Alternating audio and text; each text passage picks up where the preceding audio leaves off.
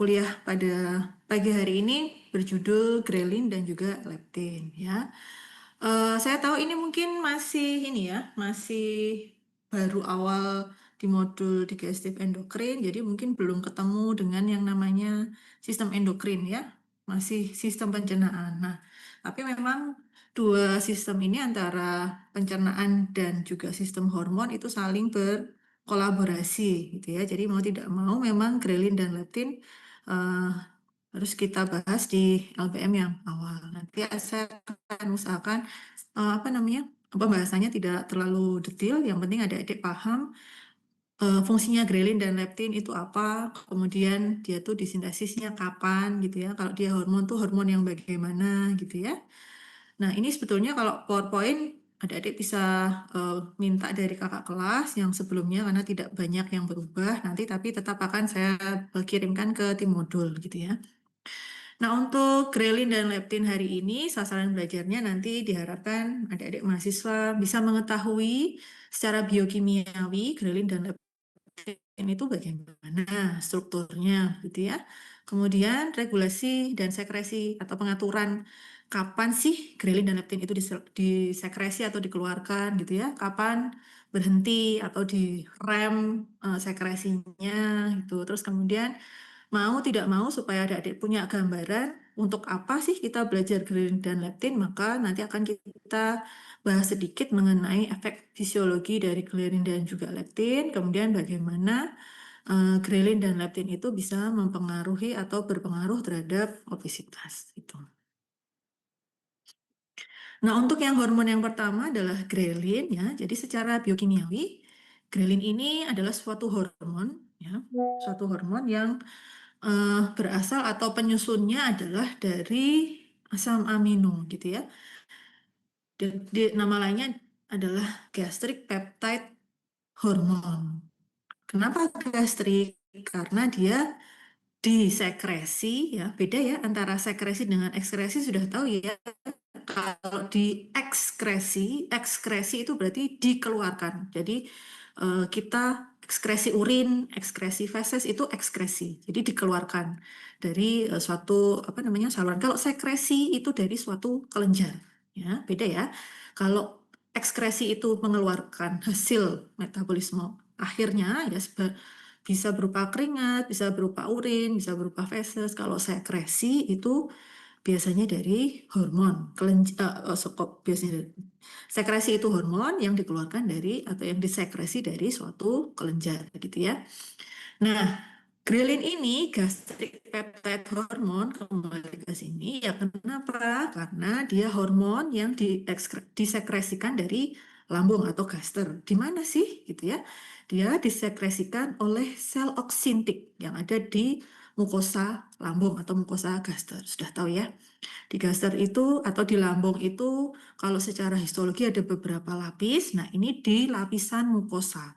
Di lapisan mukosanya lambung ada sel yang namanya oksintik.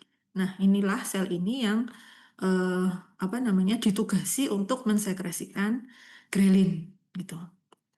Nah, kenapa peptide? Ya karena dia terdiri dari 28 peptida asam amino gitu. Jadi kalau kalau adik-adik bayangkan asam amino itu kan seperti building blocks ya, kayak apa sih? Lego itu ya. Nah, itu ada 28 Lego ya, 28 building blocks itu. Jadi kalau dibandingkan dengan hormon yang lain, ini berat molekulnya tidak terlalu besar atau tergolong kecil, ringan gitu ya kalau secara berat. Nah, terus kemudian sifatnya dia yang lain adalah dia bersifat natural agonis terhadap growth hormone sekretagog reseptor type 1. Apa ini? Panganan apa meneh iki growth hormone sekretagog reseptor type 1? Gini, pelan-pelan. Kalau yang namanya hormon, ya, hormon itu adik-adik bayangkan itu seperti eh, fenomena kunci dan anak kuncinya gitu. Hormon bisa bekerja jika berikatan dengan reseptornya. Reseptor itu lubang kuncinya, sedangkan hormon itu adalah anak kuncinya. Jadi dia bisa bekerja kalau ketemu antara lubang kunci dengan anak kuncinya itu bentuknya tepat sehingga bisa kalau sudah tepat ngeklik gitu ya, baru kemudian dia memicu serangkaian proses ya. Nah, kemudian apa ini growth hormone secretagogue receptor? Nah, jadi si grelin ini ya, kalau secara bentuk itu bentuknya sama dengan growth hormone. Sehingga nanti ketika pada permukaan sel yang memiliki penanda atau memiliki reseptor terhadap growth hormone di permukaannya itu dia bisa nemplek juga. Makanya dia bersifat natural agonis. Natural agonis itu apa? Agonis itu secara singkat itu memiliki kemampuan yang sama dengan growth hormone. Berbeda dengan antagonis. Kalau antagonis itu dia akan bekerja berkebalikan. Kalau agonis itu kemampuannya sama. Nah, terus maksudnya apa ini bersifat natural agonis terhadap growth hormone sekretagogue reseptor 1? Sekretagogue itu artinya sel yang akan mensekresikan sesuatu gitu. Nah, jadi kalau ini maksudnya adalah nanti ketika dia nempel ke reseptornya growth hormone, maka dia akan memberikan efek tersekresinya growth hormone juga. Walaupun yang nempel itu bukan growth hormone tapi grelin. Sampai sini bisa dipahami? Atau masih pusing? Bulat? Halo? Sudah bangun? Atau Bisa, belum? dokter. Bisa, oke ya. Terima kasih atas responnya. Oke, jadi sudah dipahami ya. Yang jelas, grelin ini berasal dari, disusun dari apa namanya, peptida yang mensekresikan adalah sel oksintik di permukaan mukosa gaster. Kemudian dia bisa juga nempel di growth hormone sekretagogue reseptor gitu ya. Nah, kalau dia sudah bisa nempel ke growth hormone sekretagogue reseptor artinya berarti dia nanti akan membantu sekresi growth hormone gitu ya. Nah, kemudian sifat berikutnya, grelin ini disebut sebagai the hunger hormone atau hormon yang apa menerbitkan rasa lapar gitu ya. Grelin itu kalau ada apa namanya mnemoniknya atau apa jembatan keledainya G itu huruf depannya kata-kata grelin depannya G untuk greater memperbesar ya. Memperbesar apa? Memperbesar nafsu makan. Sebaliknya kalau leptin depannya L itu untuk lessen atau menurunkan appetite gitu ya. Gampangnya gitu ya. Kalau grelin sama leptin, G itu greaten memperbesar, leptin itu lessen menurunkan nafsu makan. Nah, oleh karena itu maka grelin itu disebut juga sebagai the hunger hormone ya atau hormon yang meningkatkan asupan makan. Nah, ini ada satu lagi istilah namanya adalah oreksigenik. Apa yang dimaksud dengan oreksigenik? Oreksin ya, anoreksia itu berarti an itu tidak, oreksi itu makan. Jadi kalau anoreksia itu tidak mau makan. Nah, kalau ini oreksigenik berarti adalah peptida yang meningkatkan nafsu makan. Paham ya? Gampang loh, diingat-ingat ya. Grelin itu greater appetite, meningkatkan nafsu makan. Nama lainnya juga adalah dia bersifat sebagai peptida oreksigenik. Jadi nanti dia juga akan bekerja di pusat oreksigenik atau pusat pengatur apa namanya nafsu makan ya di nukleus arcuatus. Nah, terus, kenapa dia bisa disebut dengan hunger hormone? Karena dia nanti akan ketika sekresi grelinnya itu tinggi, ya, dia akan mendorong seseorang itu untuk makan. Ya, jadi pas lagi Anda lapar, perutnya bunyi kruk kruk kruk kruk dan diikuti dengan air liur yang bertambah. Nah, itu adalah salah satu pertanda grelin sedang dalam kondisi atau kadar yang tinggi, gitu ya. Nah, kadar plasma grelin ini meningkat dalam kondisi apa? Ya tentu kalau dia lapar pasti grelinnya akan meningkat sebagai mekanisme tubuh untuk bilang, ini loh kurang asupan makanannya, maka segeralah kau tambah dengan makan, gitu ya. Nah, pada kondisi apa sih? Misalnya, nih ya, misalnya saat kondisi defisit energi, misalnya adik-adik puasa, ya. Terus misalnya starvation tuh lapar yang apa namanya terjadi lebih dari 24 jam gitu ya, nggak ketemu makanan berhari-hari kan pasti akan sangat lapar ya. Bisa juga terjadi pada kondisi malnutrisi ya.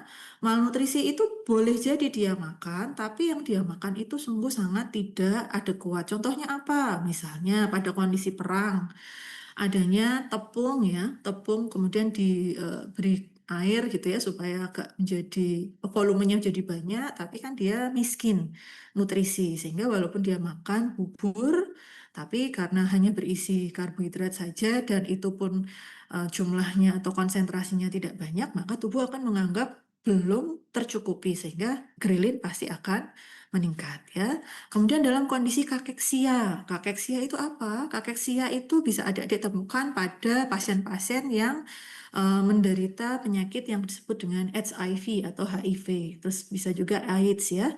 Kakeksia itu adalah kondisi malnutrisi kronis ya. Kronis itu berarti berlangsung sangat lama sehingga tubuh itu biasanya kalau secara gambaran klinis itu bisa di apa namanya? Diperoleh gambaran orangnya sangat kurus gitu ya, eh, tinggal tulang dan kulit pembungkus misalnya seperti itu. Itu jelas dalam kondisi yang demikian pasti grelinnya akan meningkat ya. Lalu bisa juga pada anoreksia nervosa tadi yang saya sampaikan ya. Anoreksia nervosa itu jadi ada gangguan ya pada sistem saraf yang mengatur nafsu makan sehingga orang itu nggak mau makan gitu. Nah, ini memang kondisi klinis ya, artinya memang ada masalah sehingga, nah kalau seperti ini pasti tubuh akan menganggap jelas tidak ada makanan yang masuk sehingga grelinnya pasti akan meningkat gitu ya. Masih bisa dipahami ya? Mudah ini yang grelin dan leptin ini insya Allah bisa adik-adik pahami tanpa harus menghafal sangat banyak gitu ya. Nah, kalau ada adik perhatikan dari pola sirkadiannya, adalah seperti yang tampak pada layar adik-adik semua ya. Kadar grelin ya akan meningkat di periode preprandial. Prandial tahu ya? Prandial itu makan.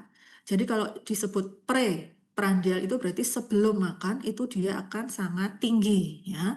Kemudian menurun segera setelah adik-adik makan suapan kedua, ketiga itu sudah pasti akan turun. Sehingga grelin juga disebut sebagai meal initiator atau apa yang membuat kita mengawali makan gitu ya. Nih ya kalau dilihat dari gambarnya ini pada jam-jam rawan makan siang ini ya berarti sekitar jam 11 setengah 12 gitu ya. Kadar grelin meningkat sangat tinggi gitu ya.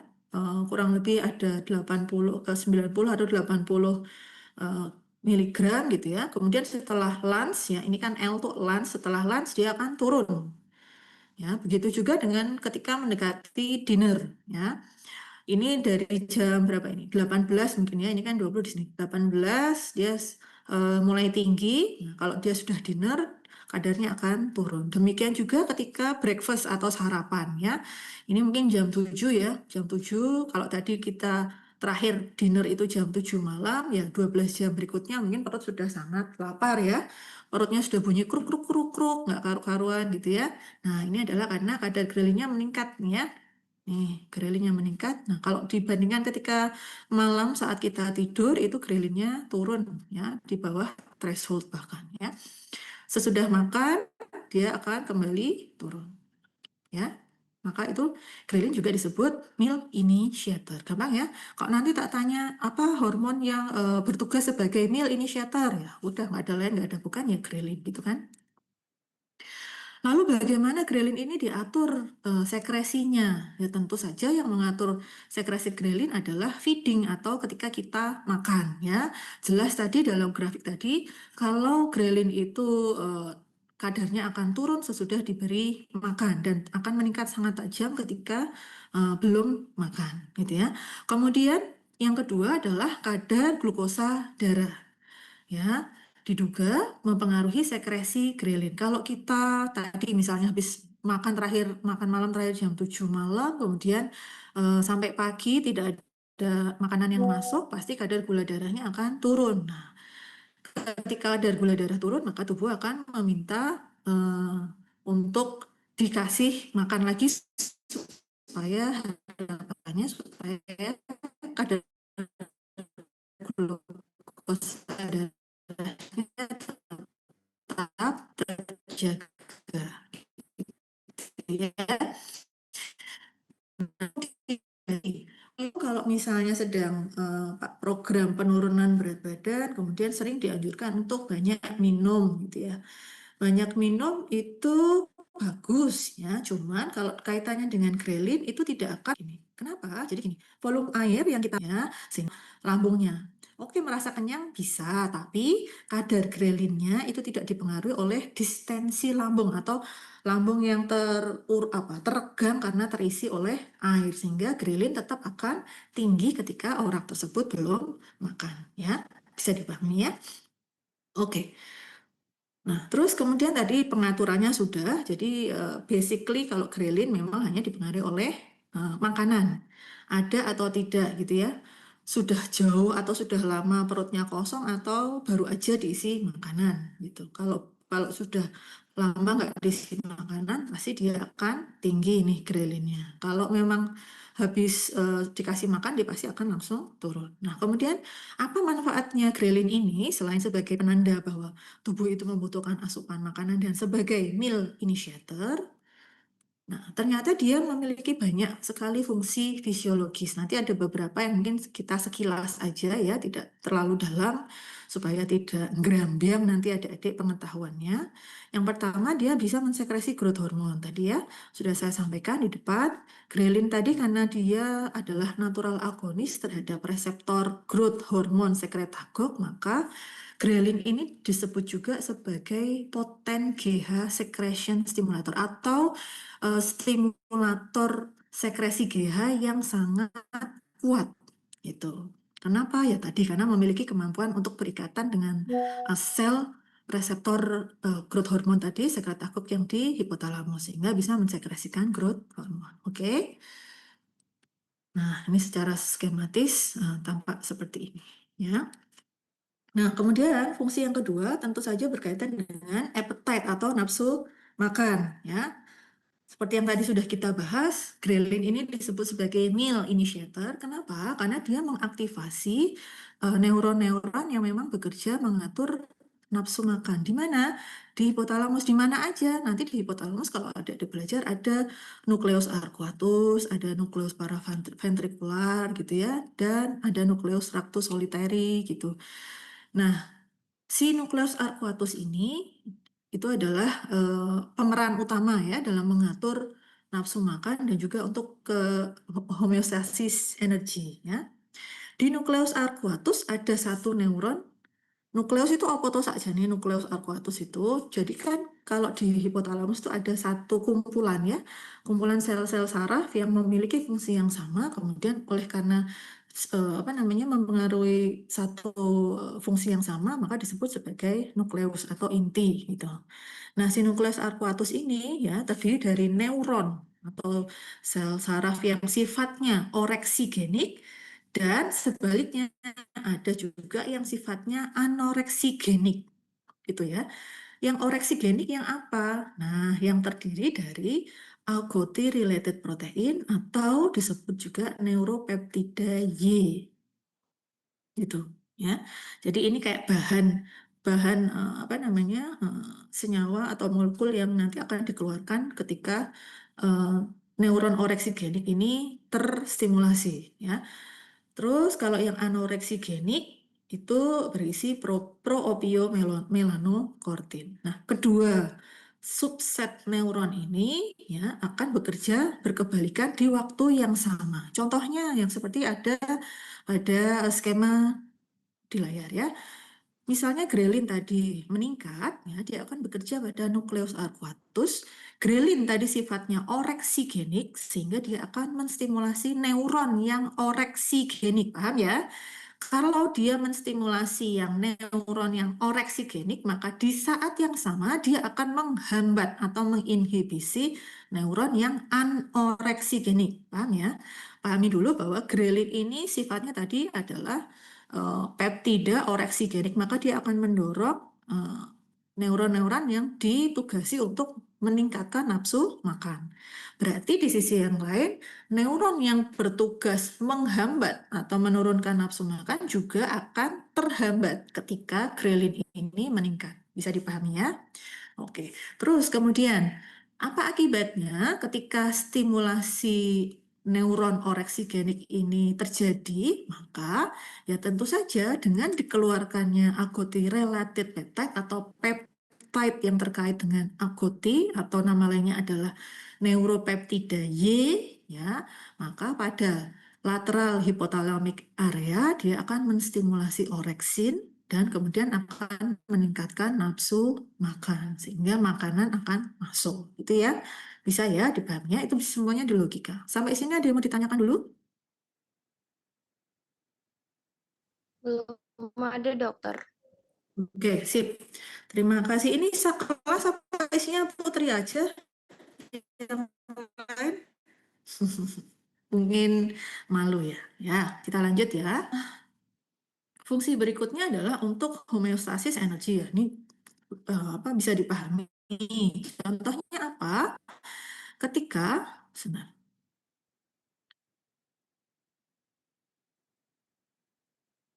ya, ketika seseorang itu puasa, maka energinya secara balancing itu dalam keseimbangan energi negatif. Apa nih yang dimaksud dengan keseimbangan energi negatif? Ya, ketika asupan eh, energinya atau energi yang masuk itu kurang dibandingkan dengan energi yang dikeluarkan, maka itu akan menjadi keseimbangan energi yang negatif. Ya, kalau yang dimakan kurang, padahal apa namanya energi ekspenditurnya atau energi yang dikeluarkan aktivitasnya masih sama gitu ya, tapi makannya kurang cukup, maka keseimbangan energinya akan negatif. Kondisi yang seperti ini ya akan menstimulasi grelin tentu ya karena akan meningkatkan nafsu makan. Sebaliknya, kalau kita habis makan atau post feeding, maka disebut keseimbangan energinya positif karena yang masuk jauh lebih banyak daripada yang keluar. Maka dia akan menekan supresi atau menekan sekresi grelin. Ya, jelas ya. Oke, berikutnya. Ini ya, kadar grelin plasma berkorelasi negatif dengan berat badan. Kadar grelin ya bisa turun ya tentu ketika berat badannya naik ya. Bisa ya dipahami ya.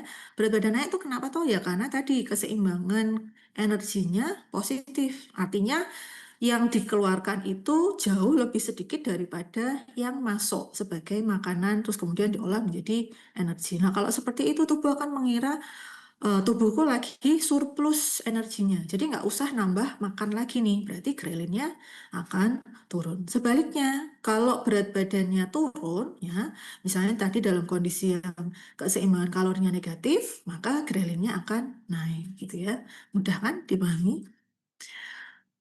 Ini tadi ya, sudah ini secara apa namanya, secara detail ketika kita puasa ya. Puasa tadi grelinnya naik, kemudian ada messenger yang kita sebut dengan AMPK, adenosin monofosfat protein kinase di hipotalamus itu terfosforilasi. Nah, ketika terfosforilasi, dia akan menekan enzim yang tugasnya membiosintesis asam lemak. Nggak perlu ya, asam lemak nggak perlu disintesis lagi baru. Yang dilakukan harusnya asam lemak dibongkar gitu. Maka ketika kita puasa ya, FAS atau enzim fatty acid sintase, gampang ya. Fatty acid sintase berarti enzim yang mensintesis asam lemak pasti akan diblokir ya, atau akan ditekan karena harus yang terjadi harus sebaliknya seperti itu.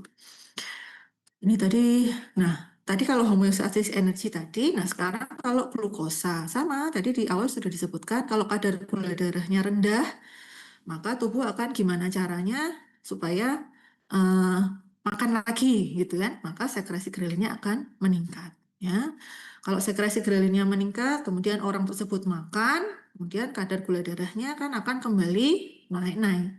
Kalau kadar gula darahnya naik, itu secara otomatis dia akan menginhibisi atau menghambat sekresi grelin karena sudah cukup gitu, supaya tidak overfeeding gitu ya.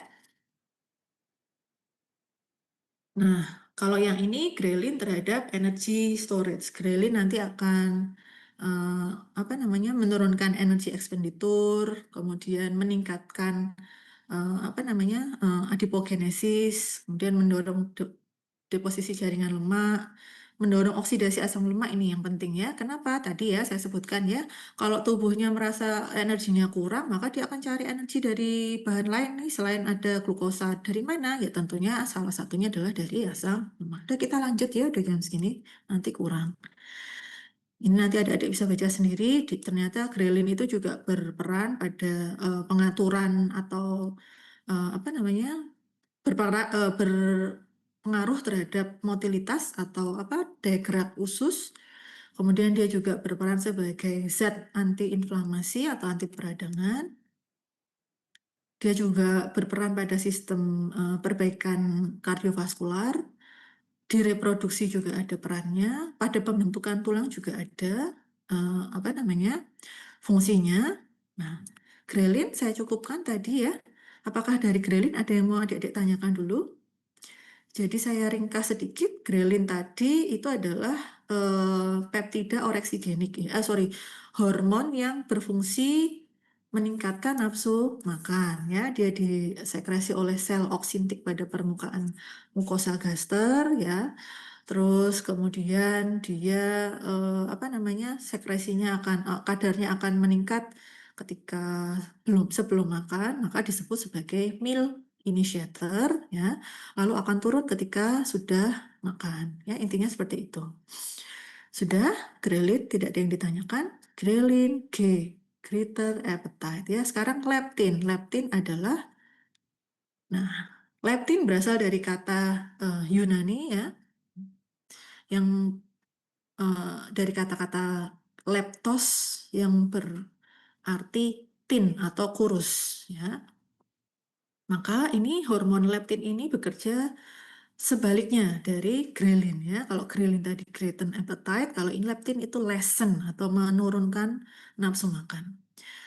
Nah, leptin ini ya termasuk adipokin. Apa itu adipokin? Adipokin itu adalah produk ya, produk yang dikeluarkan oleh jaringan adiposa atau jaringan lemak.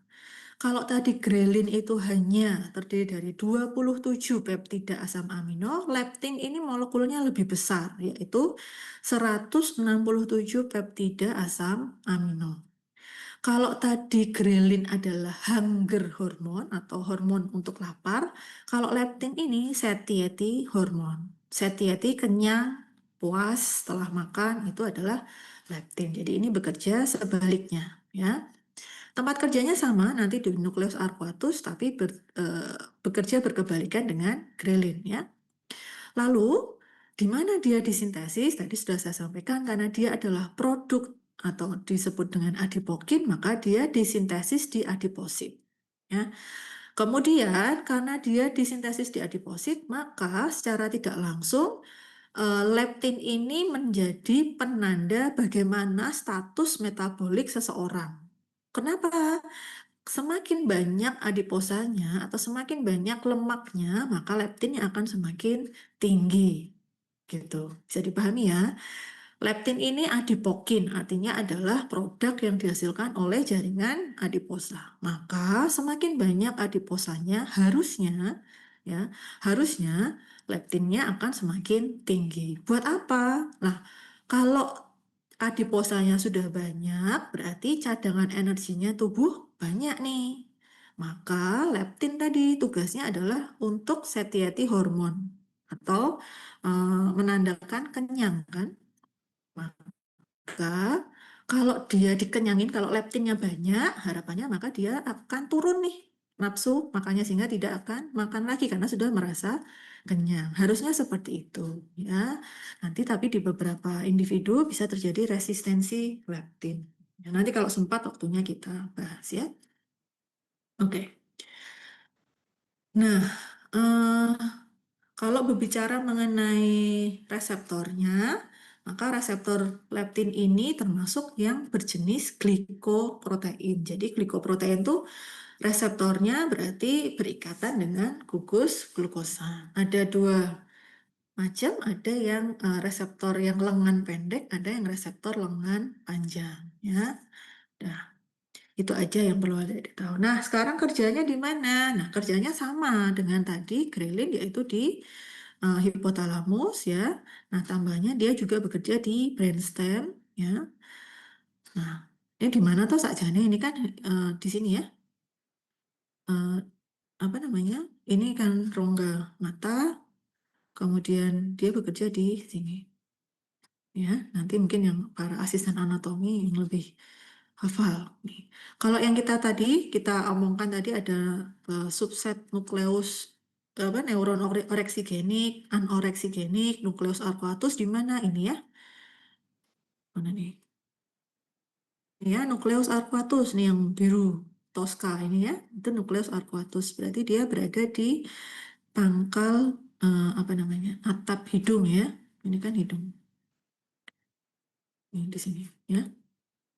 Lah, terus kemudian, nah, selain di sintesis di jaringan adiposa yang white ya, atau eh, jaringan lemak yang putih, dia juga bisa disintesis pada plasenta, ya, kemudian di kelenjar payudara, ovarium dan lain sebagainya. Ya, ini tadi sudah saya sampaikan. Jadi kadar circulating leptin atau leptin yang beredar di dalam tubuh itu sebanding dengan jumlah lemak di dalam tubuh sehingga mencerminkan long term energy stores-nya atau cadangan energi jangka panjangnya. Ya. Nah, kalau tadi grelin itu tinggi ketika lapar atau sebelum makan, maka dia disebut meal initiator. Kalau leptin sebaliknya. Kalau orang itu kelaparan, ya, maka leptinnya akan ditekan. Ya, ya toh, kan ini dia sifatnya dia satiety hormone, toh. Dia kan memberikan kenyang. Lah kalau orangnya kelaparan atau starvation, ya pasti leptinnya akan turun, ya. Oke. Terus, nah, kalau diukur ya antara lelaki dengan wanita, maka kadar leptin ini termasuk sexual dimorphism. Apa ini yang dimaksud dengan sexual dimorphism? Jadi, kadar leptin pada wanita itu cenderung lebih tinggi daripada pria. Ya, masuk akal karena memang kadar lemak atau deposisi lemak pada wanita itu memang jauh lebih banyak dari pria. Contohnya apa? Nah, kalau di wanita itu ada jaringan payudara yang lebih prominent ya atau lebih menonjol daripada laki-laki ya. Kemudian biasanya wanita itu diberikan Gusti Allah memang deposisi lemak pada daerah panggul ya, bokong gitu ya. Supaya memang memberikan fungsi estetik yang lebih baik. Satu, yang kedua memang nanti akan dipakai ketika wanita tersebut apa namanya menjalani perannya sebagai ibu yang menyusui ya, hamil menyusui itu menggunakan cadangan lemak di daerah-daerah tersebut ya, sehingga produksi leptin apa namanya atau kadar leptin pada wanita itu jauh lebih tinggi daripada pria di umur yang sama gitu ya. Nah, kalau sekarang kita bicara tentang apa saja yang bisa mempengaruhi kadar leptin ya, berarti ini semuanya main logika. Kalau yang meningkatkan apa? Yang meningkatkan ya berarti kondisi-kondisi yang ini seperti excess energy stored as fat, misalnya obesitas. Kalau orang obesitas nggak mungkin dong kita dorong dengan grelin, nanti nafsu makannya semakin tinggi. Maka yang harus dominan adalah leptinnya supaya dia akan menurunkan atau mengurangi asupan makanan, gitu ya. Kemudian kalau orang itu misalnya mengalami overfeeding pada satu kondisi, misalnya makan apa namanya ada kenduri atau ada pesta besar, terus kemudian orang itu sebut atau makan apa nih all you can eat gitu ya, uh, mendorong seseorang itu untuk overfeeding ya. Nah pada yang kondisi seperti itu maka leptinnya akan tinggi ya. Lalu yang menurunkan ya tinggal sebaliknya aja. Anda pegang salah satunya, nah nanti kalau yang menurunkan adalah sebaliknya ya. Kalau orang puasa ya tentu leptinnya akan turun ya. Orang terpapar dingin ya tentu leptinnya akan turun. Kenapa? Kalau orang yang paparan dingin, tubuh akan membutuhkan panas lebih banyak. Panas diperoleh dari mana? Makan makanan yang lebih banyak, kemudian akan diubah menjadi energi yang lebih banyak. Nah, kalau kondisi yang paparan dingin ini, maka leptinnya harus lebih rendah daripada yang seharusnya, supaya asupan makanannya meningkat, sehingga tidak terjadi hipotermia atau kedinginan, atau suhu di dalam tubuh itu lebih rendah daripada suhu lingkungannya, gitu ya. Nah, sekarang yang mengatur atau regulasinya seperti apa? Jadi tadi sudah disampaikan, leptin itu adalah adipokin atau produk yang diperoleh dari jaringan adiposa. Nah, sebelumnya ya, sebelum jadi adiposa, dia adalah dalam bentuk pre-adiposit, lalu kemudian aktif menjadi adiposit oleh pipar gametum. Udah gitu aja Anda taunya. Lalu kemudian dari adiposit ini tadi ya mensekresikan leptin. Leptin bekerja di hipotalamus. Kalau kadar leptinnya rendah, ya tadi misalnya pas puasa, ya atau kurus, maka dia akan eh, bekerja di NPY. Caranya tadi sama dengan apa namanya? Kalau leptinnya rendah, maka NPY atau AGRP yang di subset neuron oreksigenik akan aktif sehingga akan meningkatkan konsumsi makanan. Sebaliknya, kalau nanti orangnya gemuk ya atau adiposanya banyak, maka leptinnya leptinnya akan tinggi juga. Ketika leptinnya tinggi, ya, nukleus yang teraktivasi adalah yang di POMC, proopiomelanokortin, sehingga dia akan menurunkan, karena ini bersifat anoreksigenik, maka dia akan menurunkan nafsu makan. Ya. Ini tadi ya, penurunan jaringan adiposa. Nih, kalau orangnya low leptin level ya, akibatnya bisa terjadi penurunan fungsi reproduksi, penurunan fertilitas atau kesuburan ya. Kemudian suhu tubuhnya juga akan turun. Sebaliknya dia akan meningkatkan nafsu makan dan menurunkan energi ekspenditur. Oke. Ini kalau yang obesitas sama tadi sudah saya sampaikan juga ya. Kalau pada yang high leptin level nanti akan ada penurunan nafsu makan, kemudian energi ekspenditurnya akan ditingkatkan ya. Suhu tubuh juga pasti akan meningkat, kemudian akan ada peningkatan aktivitas simpatis. Nah, secara fungsi, sebentar, lepas? Oke. Nah, fungsi leptin adalah yang utama adalah pengaturan homeostasis energi ya. Jadi kalau leptinnya tersekresi, maka yang akan diaktifkan adalah yang anoreksigenik. Ya, masih ingat gambar yang tadi ya? Anoreksigenik berarti kerjanya di mana? Akan mensintesis pro-opiomelanokartin dan kokain N-amfetamin regulated transcript atau CART ya. Sebaliknya, maka dia akan menghambat atau menginhibisi neuron oreksigenik. Ya, maka yang ini tidak akan disekresikan keluar, gitu ya. Nah, kalau puasa gimana? Nah, kalau puasa leptinnya akan turun. Kalau leptinnya akan turun, maka yang jalur atas ini neuron anoreksigenik akan dicegah gitu ya. Sebaliknya yang bawah yang neuron oreksigenik akan meningkat gitu. Gampang toh saja nih. Nah,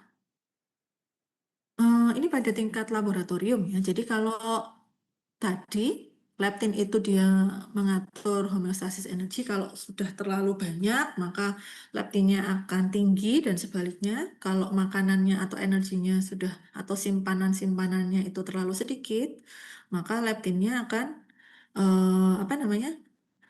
Leptinnya akan sedikit ya. Nah, pada tikus yang obesitas ya mengalami defisiensi leptin ini, kalau mengalami defisiensi leptin artinya nggak ada yang rem nafsu makannya kan, ya.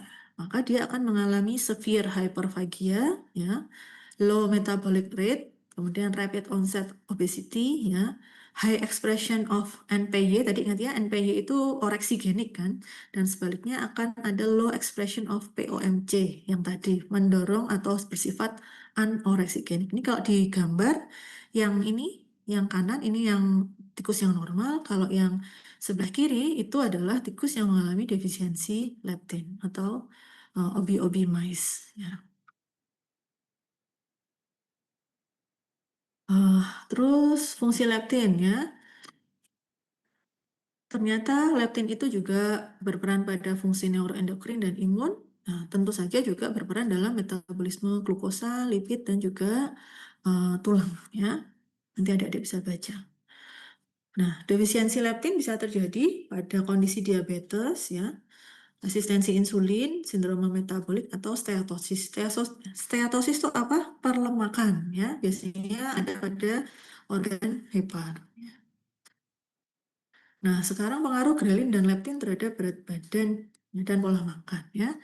Jadi di hipotalamus atau nukleus arcuatus tadi ya adalah tempat yang memang mengontrol keseimbangan energi dan juga asupan makanan, gitu ya. Yang mengatur pola makan secara jangka panjang siapa? Ya tadi adalah hormon leptin, ya. Nah, terus kalau yang short term siapa? Nah, yang short term atau yang jangka pendek itu yang mengatur adalah kadar glukosa, asam amino, terus kolesistokinin plasma serta suhu tubuh. Artinya kalau yang short term ya tergantung dari ini ya asupan makanan dari satu periode makan ke periode makan berikutnya. Dalam kondisi antar periode makan ini apa yang sedang terjadi pada tubuh? Nah, itu yang mengendalikan pola makan jangka pendek gitu ya. Nih, long term eating behavior ya. Yang pertama yang mengatur adalah leptin berperan penting karena dia merupakan long term matching atau pengaturan kesesuaian jangka panjang antara asupan makanan dengan energi ekspenditur. Maka tadi saya sampaikan di awal bahwa leptin ini yang menjadi penanda bagaimana status metabolik seseorang itu dalam jangka waktu lama. Apakah memang dia cenderung ke keseimbangan energi yang positif atau yang sebaliknya keseimbangan energi yang negatif gitu ya. Nah, kemudian hormon berikutnya yang berperan pada pengaturan pola makan jangka panjang adalah insulin ya. Kenapa kok insulin? Nah, insulin ini disekresi sebagai respons ketika kita habis makan ya. Glukosanya meningkat, nutrien lain juga meningkat ya. Sehingga ini insulin juga termasuk yang mengatur apa namanya? Pola makan jangka panjang ya. Terus, nah, kalau yang jangka pendek ada dua. Yang pertama adalah grelin, yang kedua adalah PYY. Grelin tadi sudah kita apa namanya sudah kita bahas ya bahwa dia menandakan lapar, disebut juga mealtime initiator. Nah, kalau PYY itu adalah peptida Y yang dikeluarkan tadi di nukleus arcuatus. Nah, kalau PYY ini dikeluarkan ya itu tandanya sudah kenyang. Nah, PYY ini disebut sebagai mealtime terminator. Ya, mealtime terminator. Kalau inisiatornya grelin, kalau terminatornya adalah PYY. Ya, terminator kenapa? Karena dia memberikan sinyal kenyang. Ya, oke.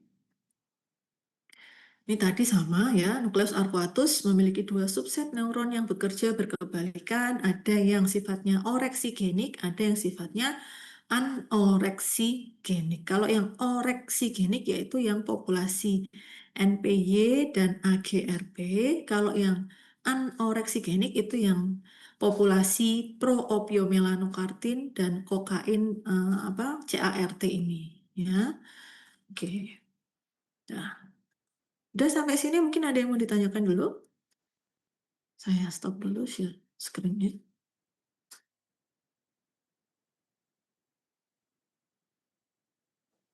Belum, dokter. Oke. Sebentar, bukakan absennya. Apakah bisa dipahami, Dek?